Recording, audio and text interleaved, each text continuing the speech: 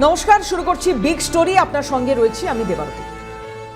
হিমালয় যা আমাদের কাছে কেবল পর্বত শ্রেণী নয়, বরং এক চিরন্তন প্রাকৃতিক রক্ষা কবচ। কিন্তু সেই তরুণ, অস্থির এবং জীবন্ত হিমালয় যখন গর্জে ওঠে, তখন মানুষের তৈরি সমস্ত পরিকাঠামো মুহূর্তের মধ্যে তাসের ঘরের মতো ভেঙে পড়ে। আজকে বিগ স্টোরি একটি প্রাকৃতিক দুর্যোগের গল্প নয়। আজকের এই বিশেষ পর্বটি প্রকৃতির তাণ্ডবের আড়ালে লুকিয়ে থাকা চরম ভূ রাজনৈতিক অবহেলা, আন্তর্জাতিক তথ্যের গোপনীয়তা এবং এক উদীয়মান জল বোমার রূপরেখা। নেপাল আর চীনের তিব্বত সীমান্ত, যেখানে 26শে অগস্ট 2026 থেকে শুরু হয়েছে এক নারকীয় তাণ্ডব। হিমবাহ, ধস, বিশাল কাদার স্রোত, আর তার ঠিক পরপরই তিব্বতের চোচেন খোলা এবং পুরেপু সাংপো নদীর সঙ্গমস্থলে একের পর এক লেক ফাটা জল। ভয়াবহ হড়পা বানে এ পর্যন্ত ভেসে গেছেন 500রও বেশি মানুষ। তলিয়ে গেছে সীমান্ত বন্দর, নিশ্চিহ্ন হয়ে গিয়েছে জনপদ।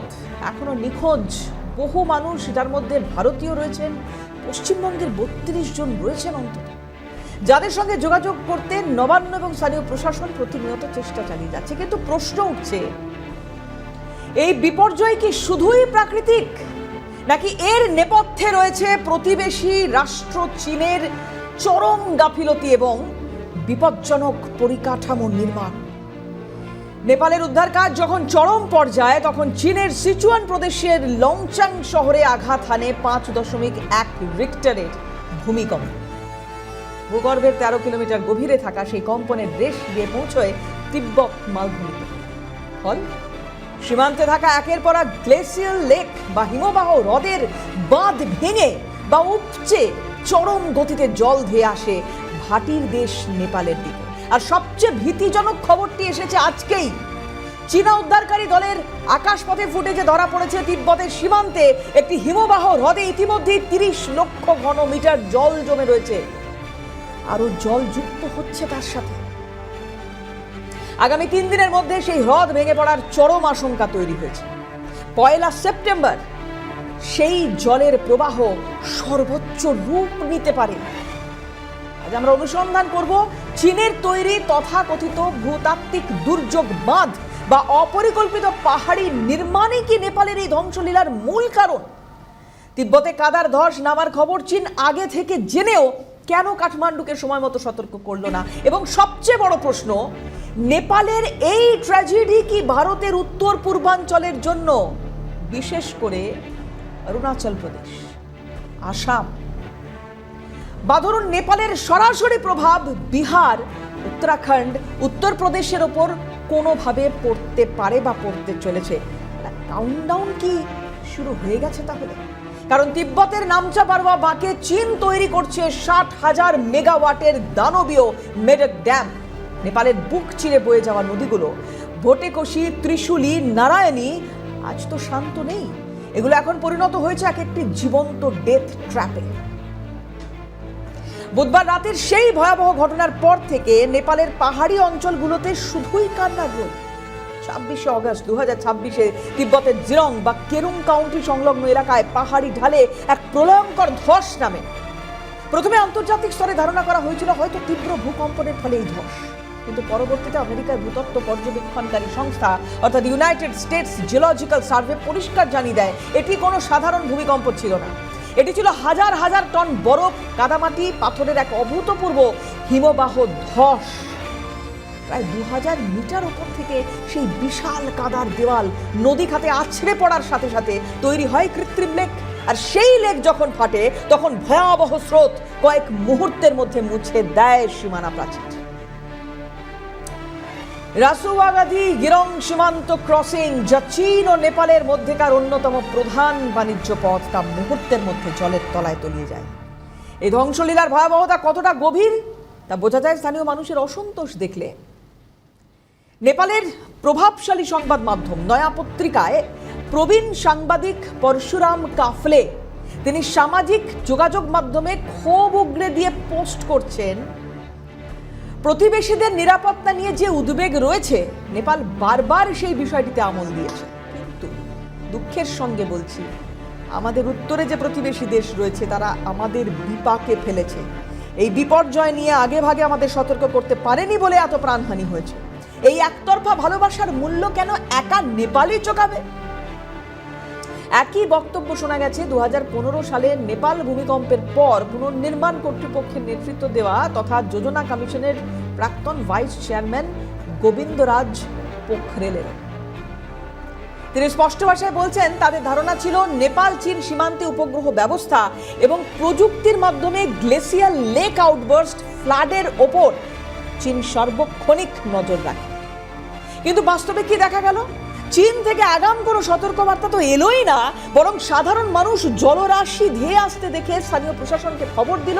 National disaster risk reduction and management অথরিটির মুখপাত্র শান্তি মাহাতে বলছেন যে সকাল 10:30টায় চীনের তিব্বত অংশে যে বান আছড়ে পড়েছিল তার 45 মিনিট পর সেটি নেপালের ভোটেগোসি নদীতে প্রবেশ করে, অর্থাৎ চীনের কাছে 45 মিনিট সময় ছিল।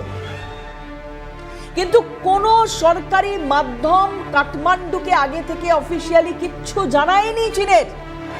সকাল 9টা নাগাদ রাসুয়া জেলার চিফ ডিস্ট্রিক্ট অফিসার খবর পেলেন কেবল স্থানীয় সীমান্তবাসীদের কাছ থেকে, তাদের ফোন থেকে। এটি আন্তর্জাতিক সীমান্ত পেরিয়ে যখন এমন ভয়াল দুর্যোগ ধেয়ে আসছে তখন 45 মিনিটের আগাম সতর্কবার্তা কিছু মানুষের প্রাণ বাঁচাতে পারত। কেন তবে বেজিং নীরব ছিল? কি উদ্দেশ্য ছিল বেজিং এর? বিপর্যয় শুরু হতেই কাঠমান্ডু এবং বেজিং এর মধ্যে কূটনৈতিক এবং পরিবেশগত স্নায়ুযুদ্ধ চরম আকার ধারণ করেছে, হওয়াটা স্বাভাবিক। নেপালের অনুসন্ধানী সাংবাদিকতার প্ল্যাটফর্ম নেপাল করেসপন্ডেন্টস সোশ্যাল মিডিয়ায় অত্যন্ত বিস্ফোরক তথ্য সামনে এনেছে। তাদের সরাসরি অভিযোগ, এই হড়পা বান কোনো আকস্মিক প্রাকৃতিক দুর্ঘটনা নয়, এটি আসলে এক পরিকল্পিত পরিবেশগত বিপর্যয়। তারা দাবি করেছে চীনের দখলকৃত তিব্বতের গিরং শহরে গত কয়েক বছরে পাহাড়ি ইকোসিস্টেমের চরম ক্ষতি করে বিপুল নির্মাণ কাজ চালানো হচ্ছে। পাহাড় কেটে ত্রিশূলী নদীর প্রাকৃতিক গতিপথকে কৃত্রিমভাবে বদলে শহর ও সীমান্ত অবকাঠামো গড়ে তুলছে বেজিং। উন্নয়নের নামে যা চলছে চীনে তাতে গোটা একটা মানব সভ্যতা ধ্বংসের মুখে, তাই নয় কি? হিমালয়ের অতি সংবেদনশীল তুষারাবৃত শৃঙ্গে চীন যেভাবে ডিনামাইট ফাটিয়ে ভারী যন্ত্রপাতি ব্যবহার করে খনন এবং পরিকাঠামো তৈরি করছে, তার ফলে বরফের স্তর ভারসাম্য হারাচ্ছে। ফলে প্রতি বছর তৈরি হচ্ছে কৃত্রিম ধস, হিমবাহের ধ্বংসলীলা। আর চীনের প্রতিক্রিয়া কুল অ্যান্ড কাম। তারা বলছে আমরা কিছু জানি না। কাঠমান্ডুতে অবস্থিত চীনা দূতাবাস এই সমস্ত অভিযোগ এক ঝটকায় উড়িয়ে দিচ্ছে। বেজিং এর পাল্টা বক্তব্য, চীনের কোনো বাঁধ ভেঙে বা চীনের গাফিলতিতে হয়নি। 26শে অগস্ট নেপালের ভূখণ্ডে ভূমিকম্প বা তুষার ধসের কারণে কাদার ধস নামে, যা আন্তর্জাতিক সীমান্তে ধ্বংস ডেকে আনে। চীনের সংবাদ সংস্থা বেজিং প্রশাসন দাবি করছে তারা ইতিমধ্যেই আকাশপথে পর্যবেক্ষণ চালিয়ে একটি ঝুঁকিপূর্ণ হ্রদ চিহ্নিত করেছে। আজকে বলছে সে কথা, আজকে তারা নজরদারি চালাচ্ছে, আজকে তারা এই কথা বলছে, নেপালকে আজকে তারা সতর্ক করছে। আর 45 মিনিট, যেটাতে অন্তত 1000 মানুষের প্রাণ বাঁচানো যেত, সেই 45 মিনিটের দাম কে চোকাবে? চোকাবেন জিনপিং, নাকি তিনি এখন জলবোমা তৈরিতেই ব্যস্ত? বেজিং এর মূল বার্তা, এই মুহূর্তে পারস্পরিক দোষারোপ না করে দুদেশের যৌথ সহযোগিতা ও উদ্ধার কাজ চালানো প্রধান অগ্রাধিকার। ঘটনা ঘটে যাওয়ার পরে কথা তো বলবেই চীন, সহযোগিতা করলে প্রাণ বাঁচবে এ কথা তো বলবেই চীন। কিন্তু প্রশ্ন থেকে যায়, যদি চীন সত্যি এতটাই মানবদরদী, এতটাই দায়িত্বশীল প্রতিবেশী হবে, তবে বিপর্যয় ঘটার প্রাথমিক এবং অত্যন্ত গুরুত্বপূর্ণ সময়টিতে তথ্য তারা গোপন কেন রাখলো? সিচুয়ানের 5.1 মাত্রা ভূমিকম্পের পর তিব্বতের পাহাড়ি লেকগুলোর পরিস্থিতি কেমন ছিল তার কোনো রিয়েল টাইম ডেটা নেপালের সঙ্গে শেয়ার করা কেন হলো না? বিশেষজ্ঞরা বলছেন চীন তার তিব্বত অঞ্চলে কি ধরনের সামরিক এবং পরিকাঠামোগত নির্মাণ চালাচ্ছে তা আড়াল করতেই সব সময় এক ধরনের গোপনীয়তার দেওয়াল তারা বজায় রাখে। আর এই গোপনীয়তার বলি হতে হচ্ছে ভাটির মতো এই ছোট দেশগুলোকে। কিন্তু বিপদ একা শুধু নেপাল বা ভারতের উত্তর পূর্বাঞ্চলে আসবে না, চীনেরও অনেক অংশে এই বিপদ এসেছে, সেখানেও ক্ষয়ক্ষতি হয়েছে। এবং যে বিপদে, যে আগুনে চীন হাত পোড়াচ্ছে, ঠিক সেই জায়গায় দাঁড়িয়ে চীনের একটা গোটা অংশ কি আগামী দিনে ধ্বংস হয়ে যাবে না? কেন বলছি এ কথা, তার আগে শুনুন বিপর্যয় মোকাবিলা বিশেষজ্ঞ প্রদীপ্ত ঘোষাল, তার সঙ্গে আমরা কথা বলেছিলাম। তিনি কি আইডেন্টিফাই করছেন, তিনি সঠিকভাবে এটার কি ব্যাখ্যা দিচ্ছেন, দেখুন কি বলছেন প্রদীপ্ত বাবু। চায়না যা ওখানে শুরু করেছে এই প্রত্যেক পুরো বর্ডার দিয়ে, এবং সেগুলো প্রত্যেকটা ধরুন টিবেটিয়ান প্ল্যাটো, এই প্ল্যাটোটা কি, ইট ইজ আ মানে একটা জমা ফ্রস্টের একটা জায়গা, পুরোটাই বরফের তৈরি, স্তরে স্তরে স্তরে স্তরে দীর্ঘদিন ধরে জমে একটা প্ল্যাটো তৈরি হয়েছে। এটা তো পুরোটাই বরফ। ওই জন্যই তো ওরা টিবেট নিয়েছে কেন? ওরা ভেবেছিল ওই জলটাকে ওরা ইউটিলাইজ করবে। ওরা তো জলের জন্যই টিবেট নিয়েছে, এবং এই সমস্ত জায়গাগুলোর উপর কর্তৃত্ব ফলাচ্ছে, তার কারণটা হচ্ছে জল।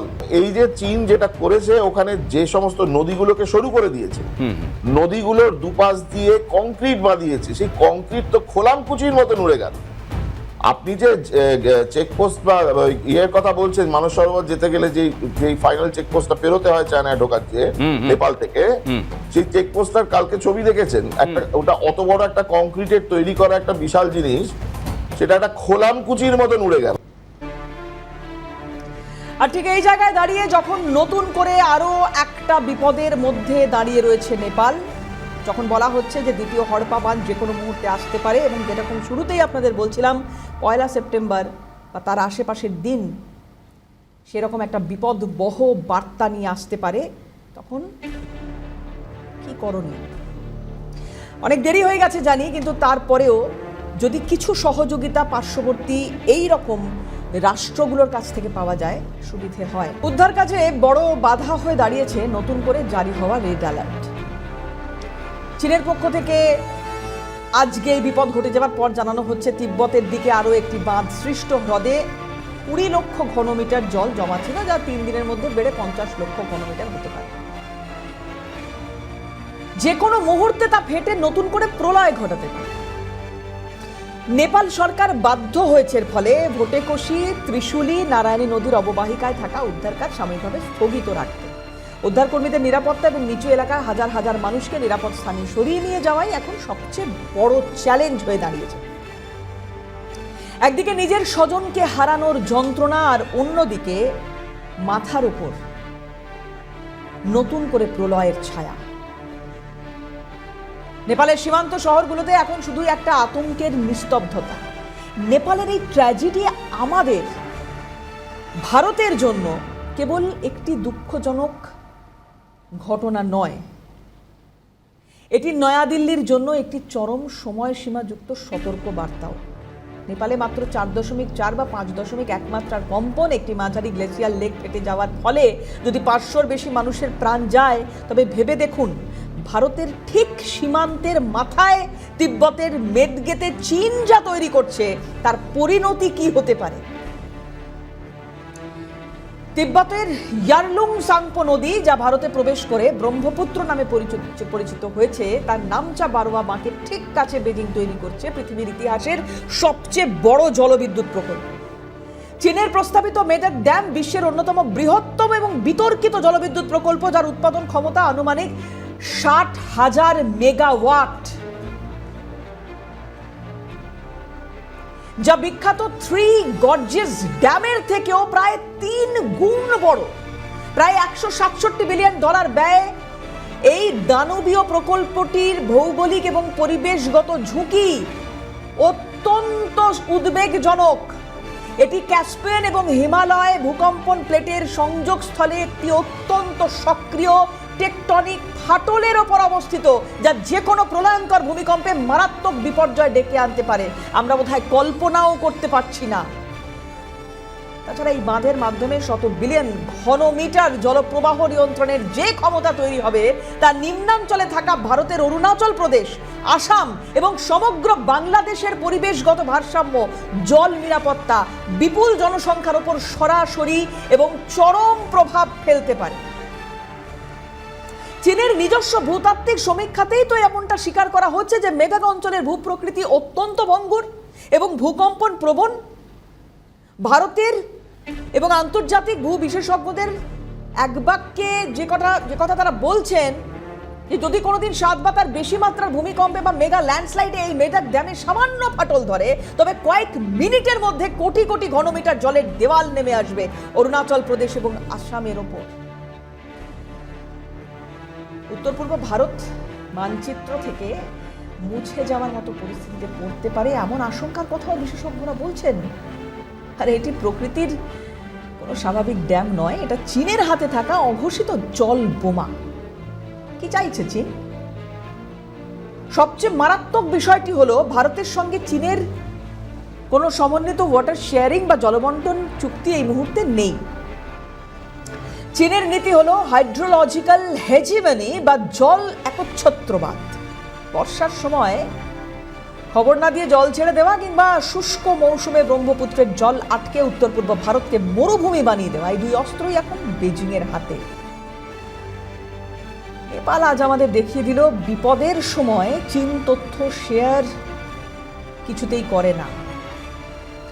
নেপালের মতো বন্ধু ভাবাপন্ন দেশকেও যদি বেজিং 45 মিনিট আগে সতর্ক না করে, তবে সামরিক প্রতিদ্বন্দ্বী ভারতের ক্ষেত্রে কি করবে তারা? পরিবেশবিদরা বারবার বলেন nature does not recognise political borders. প্রকৃতি কোনো রাজনৈতিক সীমানা বোঝে না, কিন্তু মানুষ যখন সীমান্তের ওপারে দাঁড়িয়ে প্রকৃতির ওপর অন্যায় হস্তক্ষেপ করে, তখন তার মাসুল গুনতে হয় সীমান্তের আরেক পারে থাকা সাধারণ নিরীহ মানুষকে। প্রকৃতি কোনো কাঁটাতারের সীমানা চেনে না, বোঝে না, কিন্তু বেজিংয়ের বেপরোয়া উচ্চাকাঙ্ক্ষা তখন হিমালয়ের বুকে আঘাত হানছে। ধ্বংসের প্রথম মাসুল চোকাতে হচ্ছে সীমান্তের আরেক পারে থাকা অবধ মানুষদের। নেপালের নদীতে জমে থাকা কাদা আর ভেসে যাওয়া শত শত মরদেহের নীরব চিৎকার আজ পুরো বিশ্বকে একটা কঠিন আয়নার সামনে দাঁড় করিয়ে দিয়েছে। নেপালের কাদা জল আর ভেসে যাওয়া মানুষের হাহাকার আজ বিশ্ব রাজনীতির দরবারে কয়েকটা কঠিন প্রশ্ন তুলে দিল। যেমন, কতদিন হিমালয় অঞ্চলের প্রাকৃতিক ভারসাম্যকে বুড়ো আঙুল দেখিয়ে মেগা প্রজেক্টের নামে ধ্বংসলীলা চলবে? আন্তর্জাতিক জলসীমা এবং পরিবেশ আইন লঙ্ঘন করে তথ্য গোপন রাখার এই নীতি চীনের কতদিন বজায় থাকবে? এবং নেপালের ধ্বংসলীলা দেখে ভারত কি পারবে চীনের মেদাক ড্যামের বিরুদ্ধে বিশ্বমঞ্চে এক জোরালো আন্তর্জাতিক জনমত গড়ে তুলতে? ভারত উন্নয়নের বিরোধে নয়, কিন্তু এই ঘটনা যদি ঘটতে থাকে, যদি মানব জাতি প্রশ্নের মুখে পড়ে যায়, তাদের অস্তিত্ব প্রশ্নের মুখে পড়ে যায়, তখন পদক্ষেপ নিতে হবে। সময় অত্যন্ত কম, আর আমরা যদি এখনই সতর্ক না হই, তবে আগামী দিনগুলোতে এই প্রকৃতির তাণ্ডব আরো করুণ ইতিহাস রচনা করবে। হিমালয় ধৈর্য হারাচ্ছে, আমরা বাধ্য করছি হিমালয়কে ধৈর্য হারাতে। আমরা যদি এখনই এই আন্তর্জাতিক অপরাধের বিরুদ্ধে সোচ্চার না হই, তবে আগামী দিনের ইতিহাস আমাদের ক্ষমা করবে না। তবে হ্যাঁ, ইতিহাস পড়ার মতো মানুষকে বেঁচে থাকতে হবে, ইতিহাস লেখার মতো মানুষকেও বেঁচে থাকতে হবে। যদি সেটা না হয়, যদি এই ধৈর্যচ্যুতি, প্রকৃতির এই ধৈর্যচ্যুতি বাড়তে থাকে, তাহলে বিপন্ন হয়ে যাবে মানব জাতি, বিপন্ন হয়ে যাবে মানব সমাজ। ইতিহাস পড়ার জন্য, লেখার জন্য, বোঝার জন্য, দেখার জন্য কেউ থাকবে না। ভাবতে হবে আমাদের কি করতে পারি। আজ বিগ স্টোরি এখানেই শেষ করছি। চোখ রাখুন পরবর্তী গুরুত্বপূর্ণ খবরের জন্য। ভালো থাকুন সবাই, সতর্ক থাকুন।